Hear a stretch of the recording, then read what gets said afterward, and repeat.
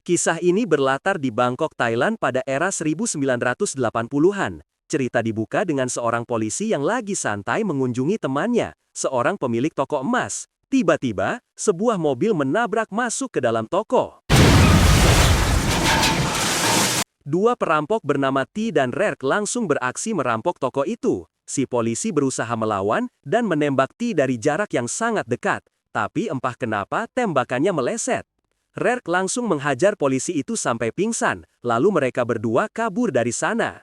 Besoknya, berita perampokan ini langsung jadi headline nasional. T adalah perampok yang sangat terkenal. Gosipnya, dia ini punya kemampuan gaib dan kebal peluru. Bayangin, dia sudah beraksi selama 5 tahun, tapi nggak pernah ketangkap. Sampai akhirnya, dia tertangkap di rumahnya. T dan Rerk sempat disiksa oleh polisi sebelum dikirimkan ke penjara. Mereka dipindahkan naik kereta api, dikawal oleh dua polisi bernama Somchai dan Kumquan. Di perjalanan, Kumquan memprovokasi dan mengejek T sebagai seorang perampok yang memiliki kemampuan gaib. Dia menantang T untuk menghilang di depannya. Rerk langsung kasih kode ke T, dan T pura-pura komat kamit baca mantra. Mo Puthaya, Yatha Putmona. Pas banget, kereta api masuk ke terowongan yang gelap. Dan ketika kereta keluar dari terowongan, T dan Rerk sudah lenyap.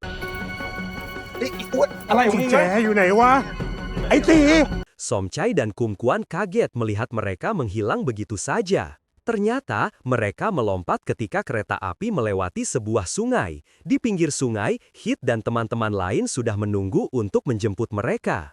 Kepala kepolisian Thailand yang bernama Wira jelas gerah melihat pencuri terkenal ini terus-terusan muncul di berita utama. Dia akhirnya memerintahkan seorang inspektur polisi tangguh bernama Jakrarat untuk menangkap T dan komplotannya. Wira memberi Jakrarat wewenang penuh dan memperingatkannya agar jangan sampai gagal.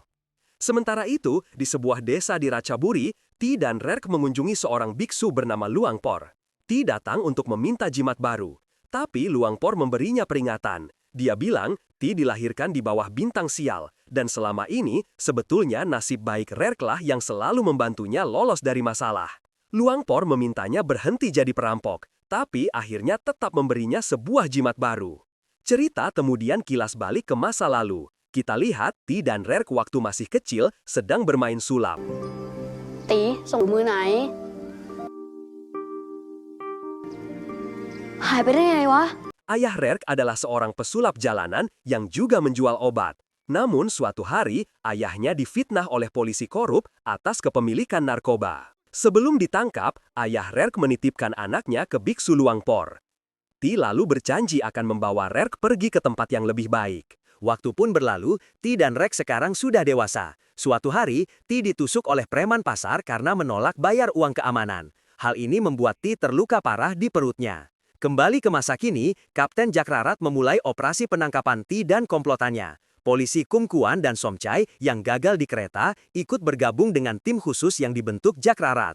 Jakrarat berkata kalau dia akan membuktikan kepada mereka bahwa T sebenarnya tidak punya kemampuan gaib. Suatu malam, terlihat Hit sedang minum di sebuah bar. Tiba-tiba, Jakrarat menghampirinya dan memulai obrolan. Hit langsung curiga pada pria paruh baya ini yang aneh banget muncul di bar khusus anak muda. Hit pun pindah meja dan mengawasi Jakrarat. Tak lama, Somchai masuk dan melapor ke Jakrarat, mengatakan tim tidak menemukan tanda-tanda T di sekitar situ. Jakrarat lalu bercerita kepada Somchai tentang kasus pertama komplotan T. Mereka merampok rumah Adisak, bos preman di kampung mereka di Dam Nguyen, Ratchaburi. Ketika sedang menggasak harta Adisak, tiba-tiba Adisak muncul dengan membawa shotgun. Tapi tak disangka, mereka dibantu oleh Hit, anak Adisak sendiri yang ternyata membenci ayahnya ini. Hit bahkan menembak kaki ayahnya. Sampai sekarang, ayahnya membuat sayembara untuk menangkap mereka. Makanya, T dan Hit masih dicari oleh Adisak dan tidak berani kembali ke kampung. Hit, yang melihat gelagat tidak baik dari Jakrarat, langsung kabur dan menghilang dalam kegelapan. Jakrarat mencoba mencari Hit, tetapi dia kalah langkah. Tiba-tiba dia ditodong dari belakang.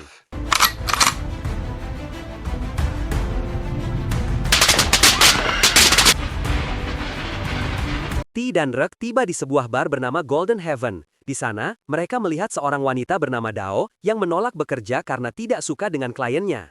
Ketika mereka melihat Dao dipukul, T dan Rerk turun tangan membantunya dan membuat kekacauan di bar.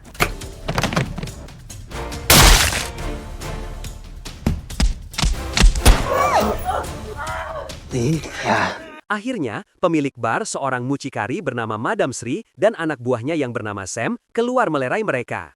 Madam Sri membawa mereka ke ruangan pribadi. Ternyata, T ingin menjual emas hasil rampokan mereka kepadanya. Madam Sri ini adalah spesialis penada barang curian. Malam itu, T tidur dengan seorang wanita penghibur. Dia terbangun tengah malam dan melihat cahaya lampu polisi dari jendela. Jakarat masuk membawa surat penggeledahan. Setelah semua wanita penghibur disuruh keluar, Jakarat bertanya apakah mereka melihat T. Tak ada yang berani bicara. Jakarat pun memberi peringatan. Kalau mereka tidak mau bantu polisi, hidup mereka tidak akan tenang. Di surat kabar, muncul berita kalau polisi berjanji akan menangkap T dalam waktu 1 bulan. T lalu mengajak Hoyt pergi ke stadion olahraga. Sambil nonton pertandingan, mereka mengamati situasi. Hoyt iseng bertaruh dan kalah. Keberadaan mereka di stadion ternyata terlihat oleh informan polisi, yang langsung melapor ke Jakarat. Jakarat yakin T pasti akan merampok stadion itu, jadi dia memerintahkan semua anak buahnya untuk waspada. Sementara itu, Dao bertemu dengan Rerk di sebuah kuil. Dao memberitahu kalau polisi mencari mereka di bar malam itu. Rerk berjanji akan segera mengeluarkan Dao dari tempat itu. Dia bahkan memberikan sebuah cincin sebagai tanda keseriusannya. Tanpa mereka sadari, mereka diawasi oleh Sam, anak buah Madam Sri. Selanjutnya, T dan Rerk naik ke sebuah bus yang penuh dengan orang-orang yang baru pulang taruhan. Sebelum beraksi, T mengeluarkan jimat dan berdoa. ชูชโกงะรีติ อิติมานิยะ Anehnya, setelah itu, bus tiba-tiba mogok di tengah jalan. T dan Rek langsung mengeluarkan pistol dan merampok semua penumpang. รบกวนเวลาทุกท่านเล็กน้อยนะครับ Awalnya lancar, tapi tiba-tiba seorang pria bangkit, mengeluarkan pistol dan menembak Rek. T berhasil membawa Rek turun dan Kit yang membuntuti dari belakang menyelamatkan mereka dengan mobil. Aksi mereka ternyata sudah dibuntuti oleh polisi yang langsung mengejar mereka.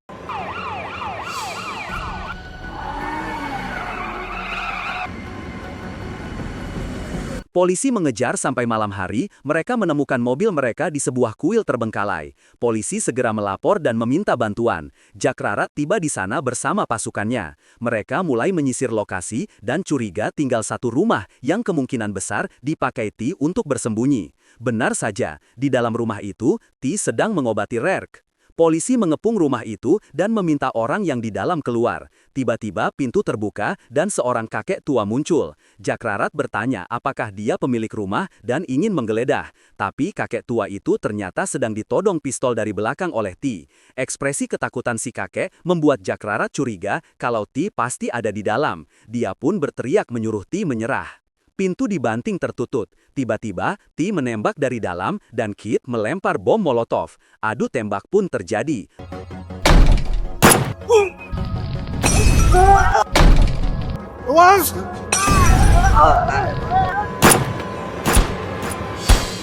Beberapa polisi jadi korban. T juga membawa granat. Dia melemparkannya dan menyebabkan ledakan di mana-mana, membuat polisi ketakutan dan mundur. Dalam keadaan terkepung, Hit mulai panik karena kalah senjata. T menenangkannya, lalu memeluk Hit dan Rek sambil mengucap mantra pada jimatnya.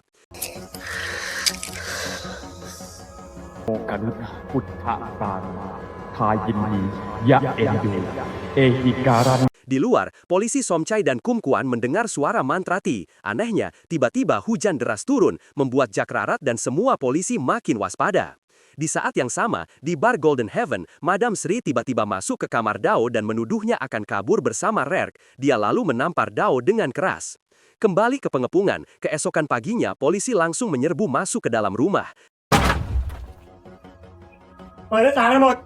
Tapi mereka tidak menemukan siapapun, kecuali si pemilik rumah yang tadi disandra. Kakek itu diinterogasi, tapi dia berkata sesuatu yang aneh. Dia bilang melihat mereka bertiga mengeluarkan jimat, membaca mantra, lalu tiba-tiba menghilang begitu saja. Jakrarat tentu saja tidak percaya dan menyuruh polisi menggeledah seluruh tempat. Kepala polisi Wira murka mendengar Jakrarat gagal lagi. Jakrarat berjanji dia tidak akan meremehkan mereka lagi. Wira memberinya ultimatum, segera tangkap T atau posisinya terancam. T dan komplotannya bersembunyi di rumah teman mereka bernama Jun di Bangkok. T Ti membayar dokter yang mengobati Rek dengan emas dan juga memberi Jun perhiasan sebagai tanda terima kasih. Hit lalu masuk membawa surat kabar, memberitahu kalau nilai buron nanti sudah naik jadi 50.000 baht. Hit juga membawa kabar buruk soal Dao. Dia bilang Dao disiksa oleh Sam dan Madam Sri yang bersumpah tidak akan melepaskannya dan akan terus memaksanya kerja jadi pelacur. Rek menjadi sangat emosi mendengarnya. Ti dan kawan-kawan langsung pergi ke bar dan mengamuk. ทางสะดวกพี่ Mereka menyandra Madam Sri. Di tangga, mereka berhadapan dengan Sam. Melihat bosnya disandra, Sam melepaskan senjatanya. Ti memanfaatkan kesempatan ini, menembak Sam di wajahnya. Ti lalu pergi merampok semua harta Madam Sri, sementara Rek menemukan Dao yang bersimbah darah di ranjangnya. Dao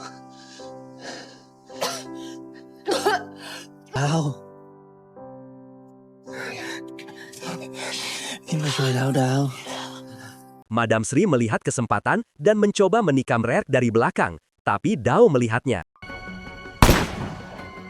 Setelah menggasak harta Madam Sri, di luar, polisi sudah mengepung. Hit berkata akan memancing perhatian polisi, lalu mereka akan berkumpul lagi di rumah Jun. Ti dan Rek yang membawa Dao pun berpisah dan kabur lewat jalur lain. Setelah kejadian itu, polisi memeriksa bar Golden Heaven. Laporan menyebutkan 6 korban meninggal dan 2 terluka, sementara Dao dan Sam telah menghilang. Somchai dan Kumkuan melapor kalau mereka berhasil menangkap Hit. Jakrarat memerintahkan Hit dibawa ke kantor polisi Samranrat untuk diinterogasi. Di dalam sel, Hit langsung dihajar oleh tahanan lain. Untunglah Hit dibantu oleh seorang tahanan bernama Pei.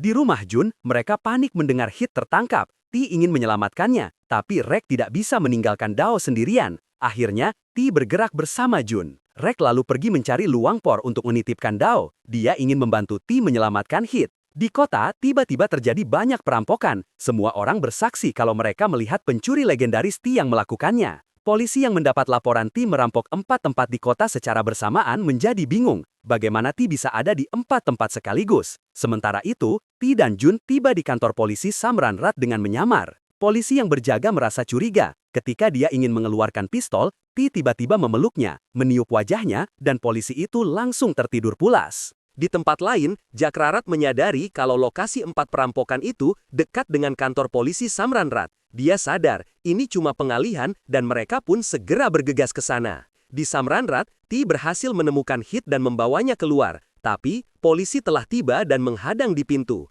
Ti dan Jun terpaksa membuat barikade dan adu tembak dengan polisi.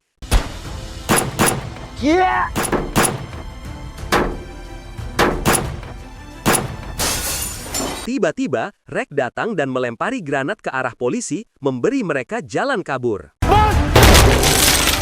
Sebelum pergi, Rek melempar 1 granat lagi yang mengenai Somchai yang mencoba melindungi Jakrarat.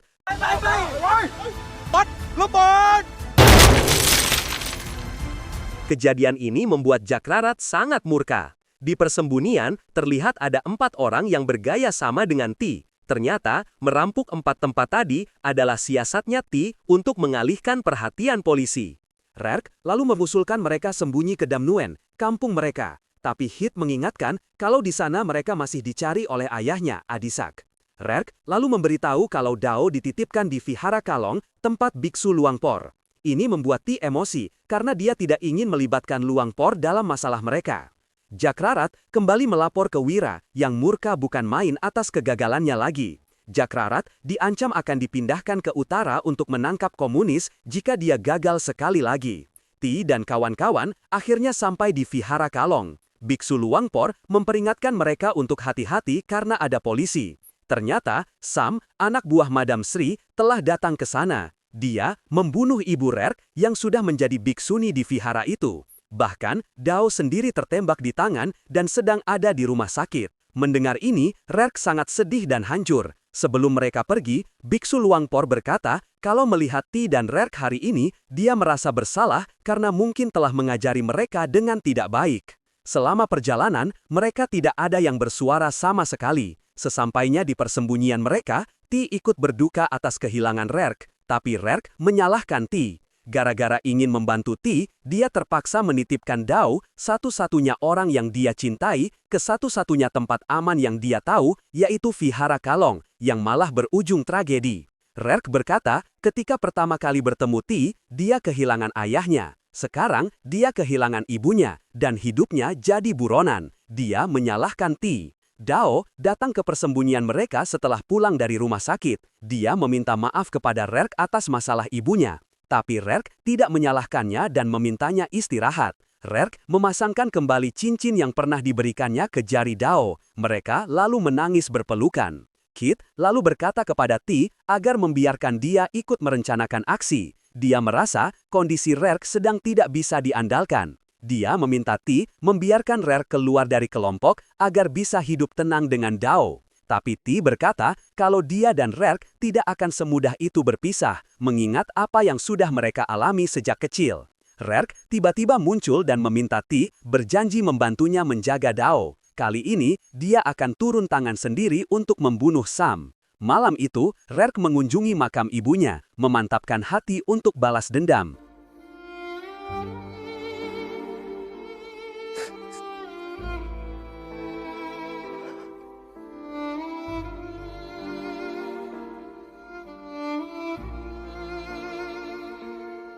Rerk akhirnya menemukan Sam dan langsung membunuhnya dengan brutal.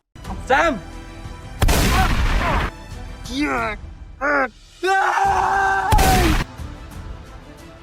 Tapi tiba-tiba, dia diculik oleh dua orang tak dikenal. Ti dan kawan-kawan khawatir karena Rek menghilang. Ternyata, Rek telah ditangkap oleh Jack Rarat dan polisi-polisinya. Di sana dia disiksa habis-habisan. Jack Rarat memaksa Rek memberitahu lokasi Ti, bahkan menjanjikan uang banyak dan hidup nyaman jika Ti tertangkap. Rek, sebagai tanda penolakan, menundukkan kepalanya ke Jack Rarat. Jack Rarat marah, menghajarnya, dan mengancam akan membunuhnya. Sementara itu, Pai yang sudah keluar dari penjara bertemu dengan Hit di tempat biliar. Pai bilang dia dibebaskan oleh pamannya yang seorang tentara dan ingin bergabung dengan kelompok perampok Hit. Hit lalu memberitahu Ti soal Pai, tapi Ti malah marah, menganggap Hit sangat ceroboh, membawa orang yang tidak mereka kenal ke markas mereka. Kabar di radio menyiarkan kalau Rek berhasil ditembak mati oleh polisi karena melawan saat ditangkap, dan mayatnya ada di rumah sakit. Hal ini membuat Ti sangat marah dan sedih. Berita malam di radio lalu mengkonfirmasi kematian Rek. Keesokan harinya, Hit dan Pai berdiskusi soal kematian Rek. Hit merasa tidak puas dengan sikap Ti yang jadi kehilangan semangat. Pai lalu memprovokasi Hit untuk bergerak sendiri. Malamnya, Ti mendengar dari radio kalau Hit dan Pai menggunakan namanya melakukan perampokan di Ratchaburi, mengambil uang dalam jumlah besar dan membunuh beberapa orang. Ti lalu membawa Dao untuk berpindah tempat dengan kapal. Di kapal, Dao memberitahu Ti kalau dia sedang mengandung anak Rek. Ti dan Dao hidup berpindah-pindah tempat menghindari kejaran polisi, hingga suatu hari, tiba-tiba Rek muncul di kapal mereka.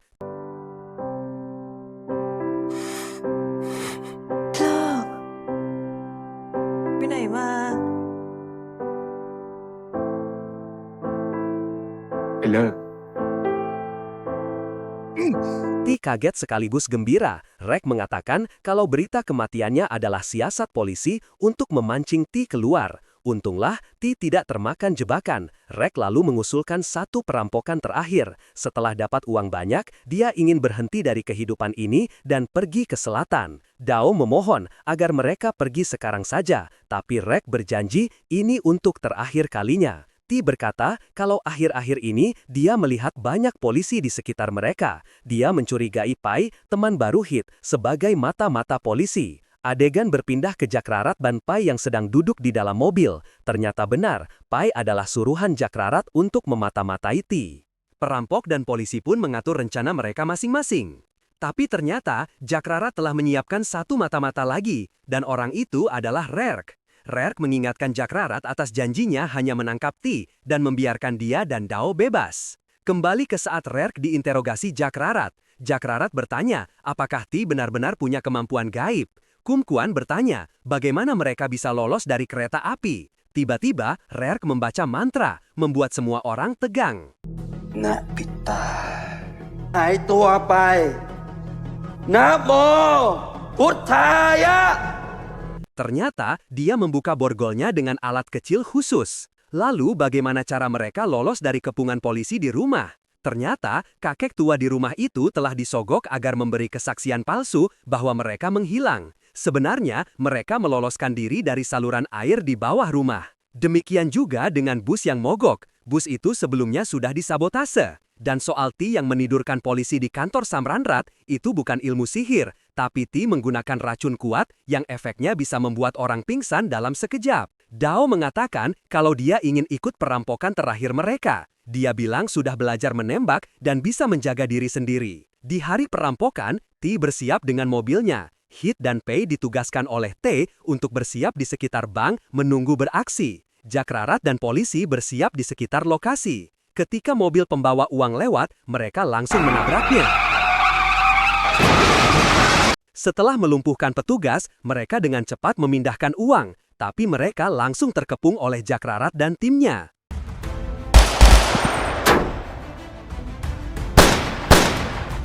Ti melepaskan granat lalu mundur ke belakang. Jakrarat melejarnya. Ti melihat sebuah mobil dan mencoba menyalakannya. Jakrarat berhasil menembak Ti. Sebuah peluru dari Kungkuan juga berhasil menembak dan menjatuhkan Dao.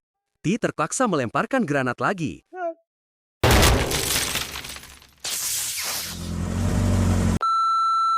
Rek berhasil menyelamatkan mereka, menyalakan mobil itu tepat waktu dan kabur.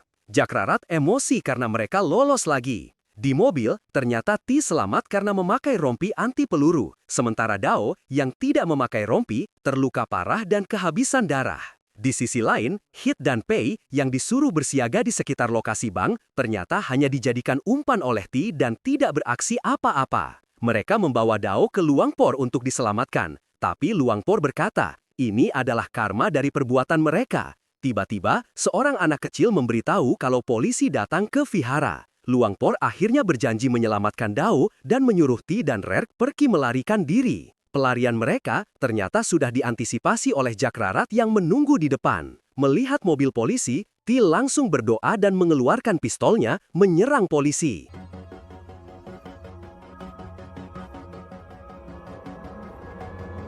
Lu Iban! Kilas balik menunjukkan janji Jakrarat pada Rerk. Dia tidak akan membunuh Ti. Rerk mengatakan kalau Ti pasti lebih memilih mati daripada ditangkap. Tapi Jakrarat ingin menangkapnya hidup-hidup agar dia dihukum penjara. Sebuah tembakan sniper dilepaskan oleh Jakrarat. Tembakan itu mengenai kaca mobil dengan tepat, tetapi Jakrarat tidak bisa melihat apakah sasarannya terkena tembakan. Dalam hatinya, Jakrarat tidak ingin tembakan itu mengenai target. Dia ingin menangkap Ti hidup-hidup. Mereka berhasil lolos dari hadangan, tapi ternyata tembakan Jakrarat mengenai leher Ti. โคตรดีใจเลยที่มีมึงเป็นเพื่อน Mesin mobil mati dan mobil pun berhenti. Ti yang sekarat mengatakan kalau tidak ingin ditangkap polisi, memohon kepada Rerk sahabatnya satu-satunya untuk menembaknya. Rerk tidak tega menuruti keinginan Ti, tetapi Rerk juga tidak tega jika ingat kalau dendam Jakrarat kepada Ti, dia pasti akan membuat Ti tersiksa di penjara. Akhirnya sebuah keputusan pahit diambil, suara letusan pistol pun terdengar. Rerk akhirnya pergi meninggalkan Ti di mobil. Polisi mengadakan konferensi pers merayakan kematian Ti. Namun Jakrarat yang paling berjasa justru tidak puas karena Ti mati begitu saja. Dalam emosinya karena telah dipermainkan berkali-kali, dia bahkan menembaki mayat Ti berkali-kali. Rerk dan Dao berencana pergi dari kota. Rerk membeli tiket kereta meninggalkan Dao di kursi tunggu. Tapi sebelum Rerk kembali ke Dao, dia tiba-tiba didatangi oleh Kit. Kit berkata kalau dia tahu siapa yang sebenarnya membunuh Ti. Tanpa ampun, Kit lalu membunuh Rerk. พี่ไม่น่าหักหลัง Tetapi ketika Kit akan pergi, Pai muncul dan tanpa basa-basi langsung membunuh Kit. Ternyata Pai benar-benar seorang polisi yang menyamar. Namun Jakrarat kemudian membakar berkas kepolisian Pai. Menurut Jakrarat, tindak tanduk Pai selama menjadi mata-mata justru lebih parah daripada seorang kriminal. Dan Pai sendiri patut ditangkap. Demikianlah Ti, Rerk dan Kit. Semua perampok itu menemui ajal mereka dengan cara yang berbeda-beda. Oke, sampai di sini saja. Sampai jumpa lagi di rekap film selanjutnya.